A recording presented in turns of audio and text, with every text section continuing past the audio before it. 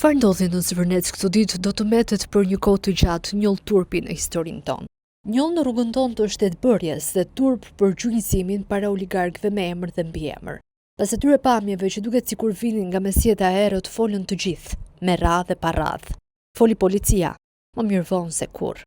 Bërtiti kompania që rrethoi Zvërnecin. Bërtiti pa kërkuar ndjes reale për dhunën dhe klonin që na kujtoi kohën e qoftë-largut.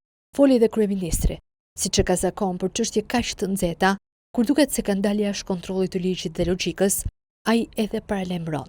Për Zvërnecin do flas nesër, tha, dhe e mbajti fjalën.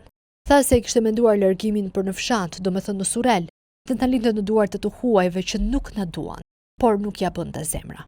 Tha shumë gjëra, por pak thelb. Pastaj foli edhe Berisha. Kur bëhet fjalë për oligarkët e këtij vendi, doktorit sikur i bie tensioni i zërit. Edhe për Zvërnecin ai mendonte pak a shumë si Rama, me ndonjë ndryshim të vogël, pa hiç rëndësi. Pse nuk thon asgjë realisht?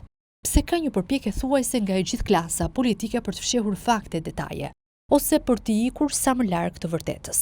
Zvërneci nuk krijoi debat vetëm për territorin e turizmit në Shqipëri. Kufirin midis ligjit dhe antiligjit, forcën e dobët të shtetit përballë krimit dhe oligarkisë të zbritur në fushë me një grup Moskuj shpatru, sikurse i quajti vetë shefi i qeverisë. Me gjas, Zvërneci do të jetë gropa septike, ku do të mbyten të gjithë ata që në emër të popullit po mashtrojnë popullin.